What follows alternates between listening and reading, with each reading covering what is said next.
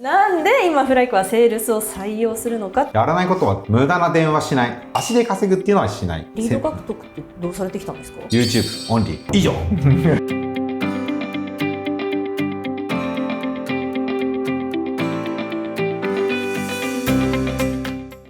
なんしようとフライクの本音 on YouTube。 今日も始まりました。フライクのしぼりと申します。ナンバーショットじゃなくてよかった？こっちが良かったですか？どっちでもいいですよ。はい。グダグダで始まりました。オープニング担当だったんで、バッチシですよ。オープニング担当バッチシですね。はい、ということで阿部ちゃんです。捨て台詞阿部ちゃんです。やばいね。大滝です。まあ、なんしようとフライクの本音っていうポッドキャストですね、やらせていただいてるんですけれども、そちらから飛び出してですね、フライクの本音についてお話ししていこうかなっていうこの YouTube なんですけど、ちょっとタイトルコールシンボリさんにやっていただきました。なんしようとってああいう感じなんですね。ほわって感じ。どうなんだろう。でもなんか可愛い女の子が言うイメージじゃないですか。なんしようとって。熊本バージョンで。ナンバーショットかい。ぬしゃ。ぐしゃぬしゃ。ぬしゃぬしゃお主は。今日のテーマは今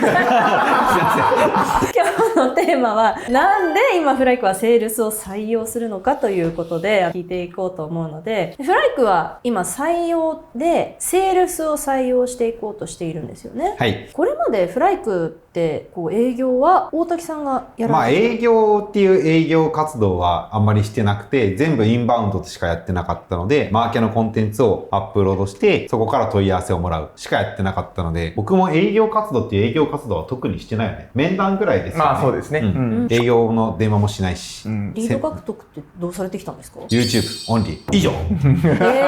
ごい。100%。だよね。95% ぐらいそうですよね。紹介が時々あるぐらいですけど、フライクへの紹介って重いんだろうね。業務改善でもそうかもしれないですね。ツールをパンってやるだけじゃないんで、多分しんどいと思います。紹介する側も。リードがその 95% ぐらい YouTube で取れてるんであれば、今もこうして YouTube 撮ってますし、YouTube のまんまでいいんじゃないですか、営業増やさなくて。そうなんですよ。はじめ、その創業したタイミングの時とかは、組織を大きくする予定がなくて、5、6人ぐらいの組織でいいかな、みたいなところを思ってたんですね。で、売上高も8000万とか1億前後でいいかなって思ってたんですけど、長いお客さんって2021年からずっとやってるよね。本当はお客さんが福岡とか九州の中小企業でいいかなと思ってたら、まさかの東京のお客さんが8割、9割ぐらいで。で、そういうお客さんが大企業のお客さんとか、その上場企業のグループ会社のお客さんとかで、付き合いが4、5年続いてるんですよね。となると、抜け出せない彼が。違うお客さんの対応ができなくなるっていうのがあるので、とはいえ YouTube をずっとやり続けてると問い合わせもあるので、人を増やしてるんですよね。で、人を増やすってなると、やっぱキャッシュってなくなっちゃうので、安定化させるためにも、小口の案件っていうところでしていかないとメンバーも育成できないので、そういう案件も取りたいなと思って、セールスをこのタイミングで入れようかなっていう、面白いよね。2億になって初めて営業を入れるって。本当に。すごい。っていう感じです。今までが本当営業活動しなくても売り上げ立ててこられたってことですもんね。そうです、そうです。ラッキー。ラッキーって。ラッキーなのか、努力の結果なんじゃないですか。YouTube やり始めたのは暇つぶしなんですよ。あ、そうなんですか？2020年のタイミング、彼もまだ入社してないタイミングで、僕が独立をしてお金もないし、お客さんもいないし、その前職からも引っ張ってくるみたいなことしたくなかったんでやってなかったんで、副業時代のお客さんがちらほらいるぐらいだったんで、お金ないなぁ、暇やなぁ。そのタイミングで YouTube したらどうって2人から言われたんで、やろうと思って。で、やり始めたら全然伸びないんですよ。なので、100本動画登録するまでは諦めんだみたいなのをこう書いてあったんで、そこからやり始めて。で、やめようかなと思ったらいい問い合わせがね、しかも熱いよね、問い合わせ1本ずつが。例えば、セールスフォースを入れたいですとか、提案してくださいとかじゃなくて、今こういう理由で、カクカクしかじか、うんぬんかんぬん、めっちゃ長文できて、仕方ねえな、つって。やってるのが今なので、楽しいですよね、お客さんからの問い合わせ。楽しいですね。なんか淡白じゃない。美しい。はい。そこまで言ったら。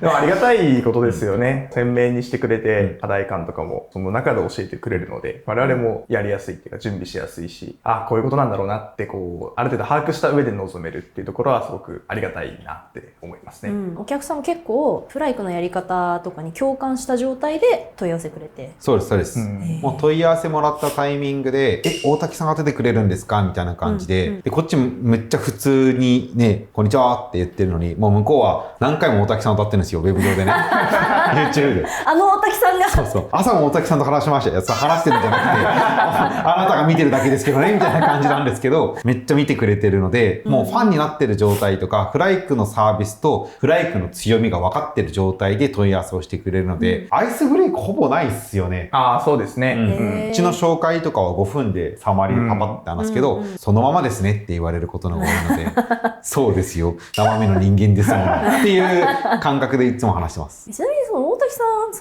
起業しました、お金ないなっていうタイミングで、勧められたんでっていうことでしたけど、もともとフリー営業やられてたじゃないですか。はい、そのタイミングで営業しなきゃじゃなくて、よし、YouTube 行こうだったのはなんでだったんですか？めんどくさいじゃないですか。営業。だって、100件電話して、2、3件繋がっててか、アポイントになって、10件溜まったら、10件のうち3件ぐらいが商談化して、3件のうちの 33%、1件ぐらいが受注してってなると、1件受注するために500件ぐらい多分コールしなくちゃいけなくなるから、こんなリードの燃やし方嫌だなと思って。だったら違うやり方がいいなと思って、なぜかコンテンツに振り切りましたね。なんか明確なロジックがあったとかではなく、暇だしな。朝起きて1時間本読んでおいて、で、後ろにね、ホワイトボードがあったんで、ホワイトボードに書いて、その当時小学1年生だった娘が座ってって言って、で、娘に語り始めて。だから娘が一番のファンです。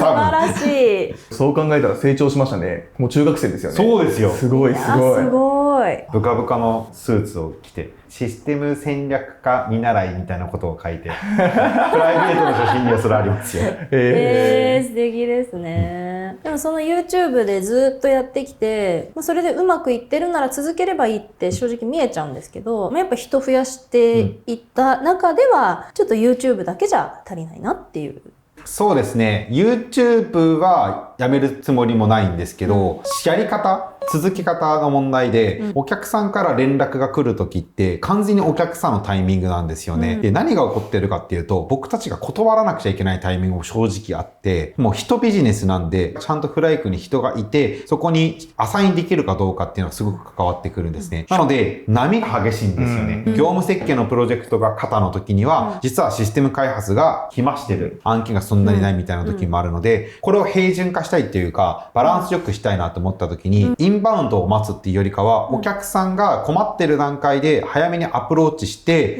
ちょっとでもいい状態でプロジェクトがスタートできるように、みたいな PMO みたいなところまでやりたいなと思った時に、YouTube でコンテンツを見てくれてる、ブログでコンテンツを見てくれてる人に対して、温度感はまだ高まってないかもしれないけど、こっち側から、フライクだったらこういうことをお手伝いできますよとか、すっごい言い方悪いんですけど、うちに問い合わせしてくれるお客さんって、一回失敗してから来るんですよ。失敗して、このままだったらまずい。利益を無駄に投下してしまったお客さんが問い合わせしてくれてるので、そこで成り立ってたんですけど、まあ当たり前に考えてですよ。かわいそうじゃないですか。失敗する前にフライクに気づいてたら、どんだけ救えたかって思うと、もう少し早い段階でお客さんにアプローチしてあげるのも、僕たちのできることの一つかなって思って、なので、無駄にアウトバウンドしていくっていうよりかは、うちのコンテンツに興味を持ってもらってて、問い合わせの前の段階ですね。ブログを見てる人、YouTube を見てる人、メルマガをよく見てくれてる人に対して連絡をして、こっち側からアウトバウンドして、アウトバウンドの、コールというかメールも送ったりとかして、60分無償相談会に来てもらおうっていうのを、マーケ、アウトバウンド、インバウンドのどれもやるみたいなところのセールスを作ろうかなって思ってます。っていうことは、セールスの方を採用するのは、大滝さんが今までやってきたやり方を権限移譲するみたいなやり方っていうよりは、完全に新しくフライクのセールスっていう役割を作っていってもらうみたいな。そうですね。合ってる部分もあれば、ちょっと違うかなっていうところもあって、僕がマーケティングコンテンツとか YouTube に出て、その後60分無償相談会もやって、みたいなところの流れだったんですけど、その60分無償相談会はなるべくしないようにしてしまって、僕はもう演者だけにししようかなと思ってる。マーケコンテンツを作っていく。結構大変なんですよ。阿部ちゃんも今、コンテンツ一緒に作ってもらってるんですけど、そうですね、あれめっちゃ大変じゃないですか。一本取り切る拘束時間ありますからね。ネタ考えて、コンテンツ作って、ホワイトペーパー100ページぐらいの作ってってなると、大変なんですけど、やってくれますか？嫌です。嫌がられた。あのコンテンツ、僕じゃん。そう。いや、よう出てくるなと思いますよ、その、ポンポンポンポンポンポン。まあ、すごい考えてるんでしょうけど。めちゃめちゃ考えてるんでしょうけど、こっちから見てると、おお、また新しい、ネタみたいな。でも、それプロジェクト会議の中とかで出てきた内容とか、僕、結構ストーカー気質あって、ノーションの議事録結構見るんですよ、みんなのやつ。ああ、はいはい。みんなが議事録共有してくれるじゃないですか。あとメンバーにお客さんどういうこと悩んでんのとか聞いたりして、だったらフライクのこのアプローチの仕方ってお客さんに届けたいなとかっていう内容を考えてるので、浮かんでるわけではなく、みんなが落としていってるんですね。なるほど。じゃあ俺らのおかげってことですね。あ、そうです。シンボリさんたちのおかげでコンテンツができている。それをなんですよ。落ち葉拾いのように。みんなが落としていったね、ネタをね、拾い上げて、綺麗に磨き上げ。確かに、我々散らかしだけですね。うわーっつって。で、出荷して、誤字チェックもしてもらって、大竹さんここ間違えてますよ、みたいな。ここ言い方違います、みたいな。すいません。社長じゃなくて園長先生みたいですね。っていうことは、大滝さんは今後コンテンツの企画とディレクションと、あと演者として出演するところに振り切って、新しくセールスに入ってくる方に、その入ってきたお問い合わせとか、あとは見てくださっているけど、問い合わせにはなっていない方に対してのアプローチとか、リードナーチャリングっていうんですかね、温めていくような部分をお願いしていく。はい。なんかフライクの営業がどういうやり方をするのかっていうのは、今のお話を伺ってるとなんとなくイメージがつくかな。例えばコールドコールかけまくるとか、ビル倒しするとか、そういうことじゃないんだなっていうのはなんとなく分かってくるかなと思うんですけど、フライクの営業はズバリどんなことをやらないの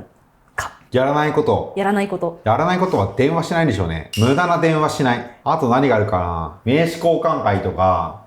絶対しないよね。しないでしょうね。他何があるかな。フリー時代にやってて、やりたくないなと思ってたのは、熊本とかだったらさ、水前寺公園だっけ？並んでますね。あそこ税理士さんめっちゃ多いんですよね、あそこ。公園の一直線。あれ3キロぐらいだよね。そんくらいですね。こう行って、6キロ。つどつど言っちゃった。TKC とか、魅力の先生から怒られ。でもリード獲得はできて、新しくできた、税理士の事務所の看板を写真で撮って、アップロードして、自分のリードにするみたいなことをやってたのはやらない。なので、足で稼ぐっていうのはしない。なので、あくまでセールスのやることは、YouTube とか、LinkedIn とかを使って、コンテンツの情報発信をしていっているので、それを見て、フライクのホームページに来てくれた人とか、あと見てくれた人とか、YouTube からメルマガを開いた人みたいなところの情報を全部見ながら、それで興味のある人にこちら側からメールを送ったりとか、あとは電話も時々はするでしょうけど、電話をしたりみたいなことを想定をしてます。やり方のハウの部分ではどういうことをやらないかっていうの分かったんですけど、お客さんとの関わり方だとどういう感じになってくるんでしょうか？まず営業がやることは60分無償相談会なんですね。で、これ受注のプロセスをお話をした方が分かりやすいなと思ってて、お客さんが今だったら問い合わせをしてくれます。で、営業が入ってきた時には自分でその60分のアポを取るっていうところ、両方の2つあるかなと思ってて、60分無償相談会。ここはあくまでフライクができることとお客さんの期待値しか話さないんですね。で、その後に秘密保持契約を結んで120分無償相談会っていうのが挟むんですね。その時にはシンボリチームのコンサルティングをやっている実際のプロジェクトメンバーが入ってくれるんですね。なので、そこの路地回りというか、そのアイスブレイクとそのネクストアクションを決めるみたいなところはやりますけど、真ん中のちゃんとしたコンサルティングの部分は実動部隊に任せる。で、それが終わって提案があるので、提案書を作るところの肉付けを担当する。その実際の中身に関してとか、だいたいどれぐらいの回数でとか、費用感っていうのは、シンボリたちのチームで作るので、で、その前段階ありがとうございますとかだったりとか、そのお客さんの期待値の部分は営業が書いて、最後の締めの部分も書いてっていうのを用意をするまでやって。で、提案もお膳立てはして、で、あとはシンボリチームに任せるっていう感じなんで、ゴリゴリセールスっていうよりかは、受注した後のことを考えると、お客さんってセールスに期待してるっていうよりか、プロジェクトメンバーに期待しているので、プロジェクトメンバーを見て安心してもらえるようなロジマールに変わるっていう感じですね。やっぱりなんかこう、セールスの役割って、売ることだけになりがちだと思うので、アポ取ってきて、商談して、契約書巻きました。終わりですみたいな。その後何もこう、お膳立て、それこそPM に丸投げ、ポイって丸投げして、あとよろしくみたいな。どういうお客さんかも聞いてないんですけど、みたいなことってよくあるかなって思うんですけど、そういうやり方ではなく、ちゃんとそのお膳立てするところはやっていただくっていう。はい。それとシンボリからめっちゃ言われてるのが、初回のキックオフ、絶対出ろって言ってるよね。はい、そうですね。あんまいないんじゃないですか、受注した後にセールスが出るっていうのは。ただ、彼らのチームからすると、不安というか、これまでセールスを見てお客さんは期待をしてくれたのに、注文書をもらった途端に出てこないっていうところは、すごく不安になってしまうので、一番初めのキックオフミーティングまでの日程調整までだよね。そうですね。日程調整とちゃんとミーティング出るっていうところまではしっかりやってください。なので、今まで僕全部キックオフ出てますよね。はい。で、キックオフの時には PM が誰でみたいなのはシンボリとか他のメンバーのプロジェクトマネージャーが話をしてくれているので、プロジェクトマネージャーとプロジェクトリーダーとプロジェクトメンバーの紹介をして、こういう風な形でやりますよ、スケジュールこんなんですよみたいなところは彼らが話をしてくれる。セールスの役割はもうそこで終わり。ただ、追加でアドオンとかね、クロスセルとかある時にはもう一回召喚されるっていう感じにはなるものの、基本は受注してプロジェクトキックオフまでして終わりっていう感じですね。そうやってこう絶対同席してくださいっていう風にしてるのは、シンボリさん自身が前職とかでそこ結構やりづらさを感じたりしてたんですか？やりづらさは別にないと思うんですけど、やっぱりお客さんから見たときに、今大滝さん言った通り、ずっと大滝さんとやり取りをしてて、始まりますって時にいないって、私だったら嫌だなっていうのがあるので、絶対入ってくださいとか、もちろん会社としてありがとうなんですけど、そこのなんでしょうね、今回ご発注いただきましたありがとうございますっていうところまで顔を合わせてちゃんと言って、ここからはプロジェクトチームバトンパスしますよっていう流れをちゃんと作りたいなっていう意図ですかね。なるほどですね。入り口のところ長めにお客さんと関わり続けるっていうところあると思うんですけど、フライクの営業の強みって何なんでしょう？フライクの営業の強み、楽しさみたいなところですか？そうですね。興味のない人に話しかけなくていいっていうのは楽だ。確かに。いや、多分なんですけど、僕もシンボリもエンジニアじゃないですか、元って。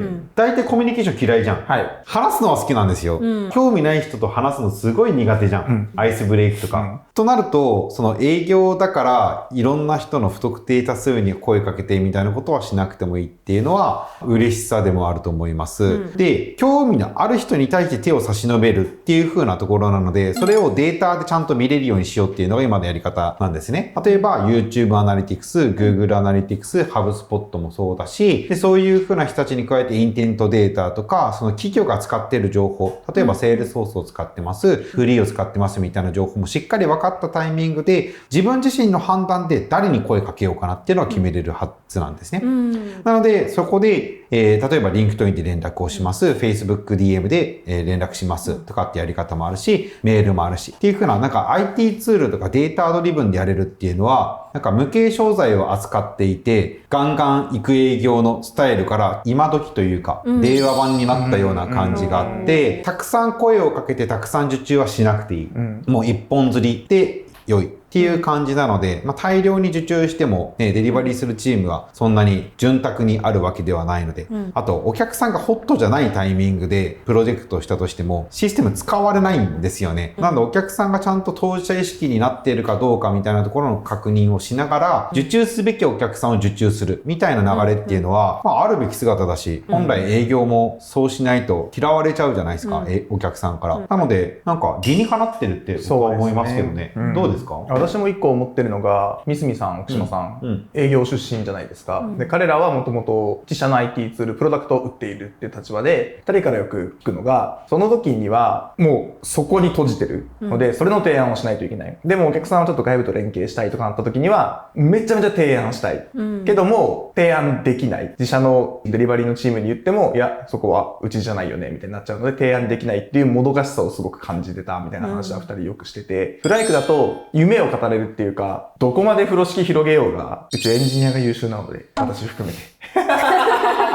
全カットで。どこまで風呂敷広げようが、まあ業務設計して、うん必要なツールがあったら研究して入れよっていうので、もう結構いろんなとこまで広げれる。それを営業の中で。なんで自分の中のこのもどかしさもないし、提案したいものは提案できるしっていうところは、なんか楽しいんじゃないかなって思いますね。なんかできないものはできないって断るべきだと思いますけど、そのできないっていうところをお客さんと一緒にできるにするみたいなところは、人として楽しくねっていうのは思ってて、この企業にいるからこれしかできませんって、お客さんからすると何にもメリットなくて、シンボリさんに相談する、大滝さんに依頼すると、安心して相談できるわって思ってもらえるお客さんって多分幸せだろうなと思ってて、それが提供できるっていうのが楽しさとか面白さとかユニークさにつながってるんじゃなかろうかとは思いますけどね。この辺あれですよね、こうポッドキャストで以前大滝さんが話されてたフリー時代に、いやちょっとセールスフォース併売してくれるなって言われた件とかとも考えると、なんか広げてお客さんに最適なものを提案できるっていうのは、限定的にこれしか売っちゃダメですってやってきた人からすると広がりを感じますよね。そうなんですよね。多分ですね、今後セールスってほぼいらなくなると思ってて、MA ができた時ってお客さんの購買活動の7割はもう終わってますみたいな、営業はもう注文書を出すだけで終わりみたいなところから、じゃあ今度生成 AI ができて、例えば会計ソフトを入れたくて、今自分たちのところはミロクを使ってて、で経理の人が辞めちゃったのでとか辞める可能性があるので、じゃあ AI を使った会計ツールがいいですってなったら、じゃあフリーがいいですとか弥生がいいですマネーフォワードがいいですみたいなところの情報まで出してくれるので、営業に聞く必要が全くないと思うんですよね。じゃあその後に自分たちの業務にどう絡めていった方がいいのかっていうのは、多分誰かが業務の設計をしなくちゃいけなくなると思うので、まだまだその自社独自の内容っていうのは生成 AI のデータの勉強の中には入っていないので、入れちゃいけないので、だからそういったところは誰かに依頼しなくちゃいけなくなるところが、じゃあ営業がそれできるかっていうとできないだろうし、なると営業の面白みっていうのはいろんな IT ツールを提案できるとか、ちゃんと業務を整えるみたいなことができないと営業の介在価値はなくなるんじゃなかろうかと思います。フライクで営業をする方のこう役割ってこう説得するとか押し切るとかっていう役割っていうよりは、ちゃんと理解を深めて一緒に考えていく伴走者っていう感じなんですね。そうですね。で、この前のお客さんとかもね、こういう風な IT ツールで、これがマスト要件です。こっちが内必要ハブの要件ですってあったんですけど、僕たちそれ提案しませんって断ったんですよ。僕たちはこうあるべきだと思いますみたいなところを言って、お客さんが頑張ってそっちでね、倫理を回してくれたんですけど、なので、押し切るっていうよりかは、頑固なんでしょうね。IT ツールを入れて解決するんだったら俺たちの出番じゃねえっつって、勝手にやってくれ、安いベンダー行ってくれっていう感じで、本質的な解決をしたいんだったらもっとこういう風なアプローチが最適だけど、それができる企業かどうかは僕たちは分からんから、とりあえず全力で提案書書くけどその後は任せたって感じですよね。役員プレゼンしないもんね。したことないですね。受注前の結構あるじゃないですか。ありますよね。受注前の役員プレゼンでなんかデモンストレーションしましょうとかってよくあったと思うんですけど、それもしないっすね、確かに。デモをしたことないかもしれないです。デモをしたとてですもんね。業務違うし、平準化されたありきたりのものを見せられたとて、うちは使い方違うようもあるだろうし、前職の時デモ環境めっちゃ一生懸命作ってました。営業からこういうお客さんがいて、ちょっとデモ作ってって言われて、バーって作って、デモして、実中みたいな。やろう意味がわからんもんね。お客さんもね、なんか、でも見ないと何とも言えないんでっていうお客さんとか結構いらっしゃいますもんね。それで言うと、こう、デモとか、大滝さんが前に、ポッドキャストでもお話しされてますけど、モデルルーム見てもしょうがなくないっていう話がちゃんと納得してもらえてるっていうところですよね。東京他社の事例とかって聞かれるじゃないですか。聞いてどうするんですかね安心感を多分得たいんでしょうね。なんか自分たちの参考にしようっていうよりかは、ちょっと安心感が欲しいみたいな、多分そこなんでしょうね。あんまり私も好きじゃないですね。事例を教えてくださいっていうのは違うでしょっていう、この人たちと同じ業種かもしれないけど、やってること違うし、そもそもカルチャーとか考え方、従業員のレベルも違うし。事例を聞いてくる人、大体僕嫌ってる気がする。答え合わせがね、したくなっちゃうんでしょうね。答えがあってほしいっていうことでしょうね、きっと。ちょっとここまでセールス、フライクのセールスってどんなことやらないんですかとかいろんなことをお話しさせていただいたんですけど、セールスに入っていただいた方に任せたい役割ですね。ちょっと改めてもう一度伺ってみたいんですけど。任せたい役割。60分無償相談会の回数を増やしたいですね。確かに。今って60分無償相談会が終わった後ってどれぐらいだろうね。2社に1社は絶対120分になってるよね。そうですへね。ーで、その後、もう6割、7割受注だよね。うんなんかこの前振り返った時に、予実管理表の中に入れてるところで出注少ないねっていう話はしてて。なので、60分無償相談会の回数を増やしたい。で、それが受注するとかしないとかってちょっとその二の次なんですけど、まずはちゃんとお客さんの要件、期待してることを聞くのと、失敗する前に声掛けしときたいっていうのがあって、なので期待する役割としては60分無償相談会を増やす。なんかよくあるのが問い合わせの数を増やしましょうとかではなく、どんな形でもいいからお客さんと接点を持って、フライクのやり方をちゃんと伝えるっていうことに時間を費やしてもらいたいですね。そのためにはデータをちゃんと見て、どのお客さんに声をかけるかとか、どのお客さんにどのコンテンツを提案したらいいのかっていうのが、ハブスポットの中でもわかるし、そのデータを見て、ちゃんと叱るべきお客さんに案内をしてほしいですね。フライクのやり方をちゃんとお客さんに伝えるっていう意味では、ちゃんとその業務設計の大事さだったりとか、システム連携組み立て図の考え方だったりとか、そういうところもちゃんと理解して咀嚼してお客さんに伝えられないといけないってことですね。めっちゃハードル高いんですよ。めっちゃハードル高いですね。そう。なので、どういう風なセールスの人がペルソナなんですかって聞かれると困るなと思ってて、セールスフォースを知っている人、かつフリー知ってて、ハブスポット MA 系も知ってて、そんな人いないじゃん、まず。そう、でも、思ってるのが、SaaS ツールを売り上げた人っていうのすごくいいなと思ってて、大体転職すると売れるんですよね。できる営業マンだったらツールが変わったとて。ライセンスを売ることはできる。そう。ただ、それして何のメリットがあったっけっていうのを気づいて、お客さんの経営課題とか、ちゃんと組織全体をきれいに回していくにはどうしたらいいんだっけみたいなことに気づいた人っていうのは、おのずと MA 知りたいとか、セールスフォース知りたいとか、ミドルオフィス知りたい、バックオフィス知りたいみたいな気持ちが出てくると思うので、そういう風な人たちが来てくれるといいよね。興味がある人っていうのは大事かもしれないですね。IT ツールに興味ないとね、辛いよね。辛いと思います。あとお客さんに興味もないと辛い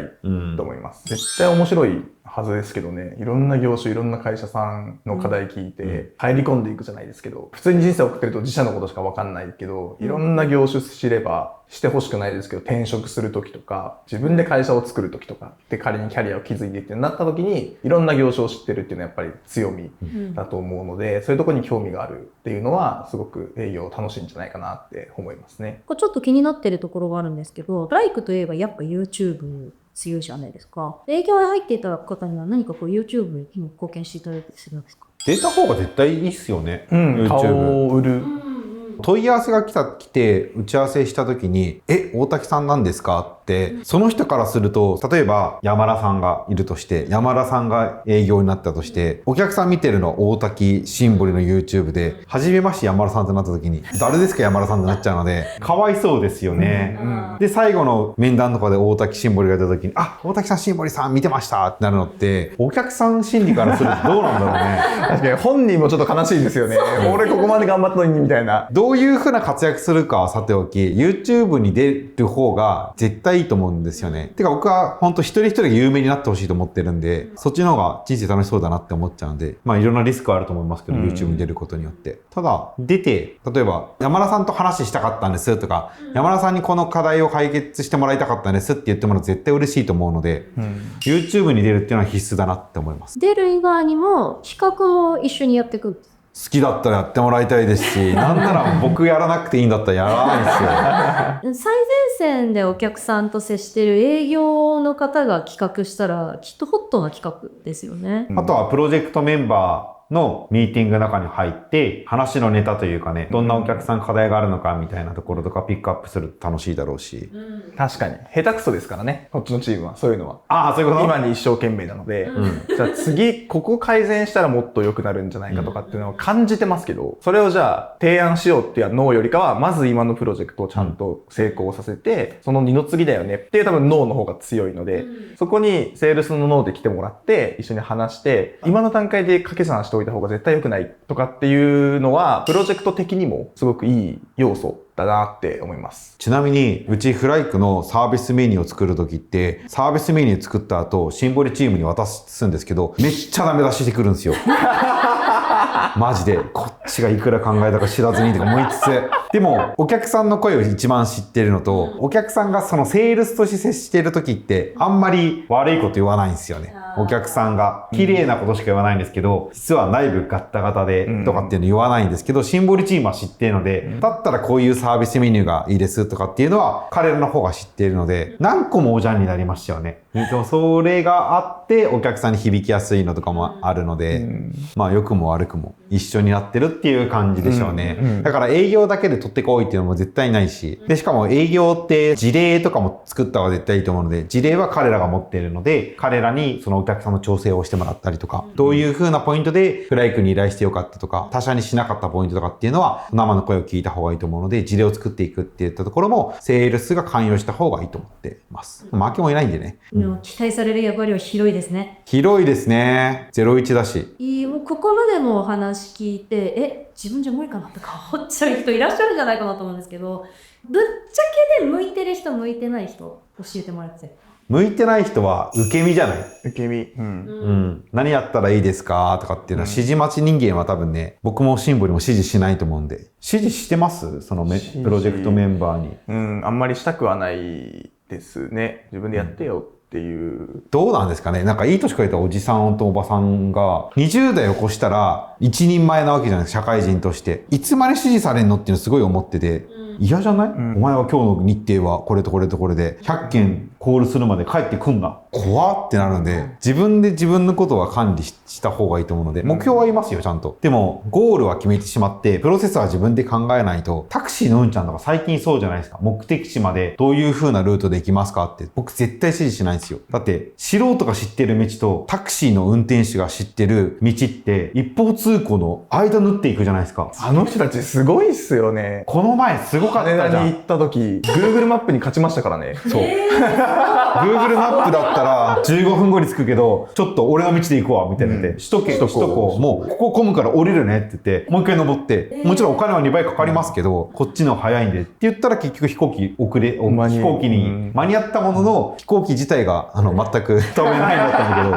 あのタクシーの運転手すごかった。まあっていうのと同じで、結構任せた方が楽しいし、軍隊作ってみんなが負みたいな動きするんだったら楽しいけど、みんな金みたいにちゃんといろんなところに動いた方が、その人の人生経験も活かせるだろうし、これまでのフライクにないピースになるっていう観点で言うと、あまり縛りすぎたくないっていうので、ここだけはやってほしいよっていうのは最低限言うものの。だから合わない人は受動的だし、合ってる人っていうのは、そのある程度の道筋さえ決まれば、自分でおのずと動いて開拓者になっているような人たちは楽しいだろうなって思います。でここまでいろいろとセールス話してきましたけど、セールスの人早く来てくれると嬉しいですよね。嬉しいですね。どういう風な行動を取ってほしいですか？求職者。多分ね、求職してないと思うよ。仕事探してないと思う。確かただ、ポワンって見てるだけだと思う。この動画。それじゃダメ。話しましょう、一回。行動してもらわんといかん。そうですね。営業なら、足動かして、ピンポンダッシュして、来てもらえますか？ちょっと逃げちゃうかも想像して。でも真面目な話、自分が合うかどうかって分かんないと思うので、カジュアル面談をね、ぜひしたいなと思ってて、まあ X でもいいし、Facebook でもいいし、他何があるんだろうね。それぐらいかな。そのくらいでしょうね。僕でもいいし、シンボリでもいいので、こういう風なキャリアですけど、フライカーいますかとか。意外と聞かれるのは、福岡じゃないとダメですかって言われるんですけど、全然もう来なくてもいいので、リモートで OK なんで、まあ、東京の人とかね、東京支社も立ち上げてるんで、ぜひ、初めて見たかも今日このカメラ。こっち初めて見たかボロボロ。ボロボロ。最後になって1カメを知るっていう。なのでね、ぜひカジュアル面談をして、フライクに興味ある人とか、1年後とか半年ぐらいに転職しようかな、なんかいい会社探してるとか、無形商材飽きたなとか、なんかセールスソースの売り方もうちょっと変えたいな、上流コンサルからやりたいなっていう人は、ぜひ、私たちとカジュアル面談をしましょう。今日の動画はここまでです。ここまでお聞きいただきましてありがとうございました。南昌とながらフライク、オン YouTube、熊本弁で言うと、ナンバショットガイ、こながらフライク、南オン塩と YouTube。なまりすぎじゃね？残念ながら南塩とフライクの本音です。違うタイトルが違います。らしいです。そんなことはまあいいです。最後まで見てくださった方、いいねボタンとチャンネル登録もよろしくお願いします。では、次の動画アップまでお楽しみに。バイバーイ。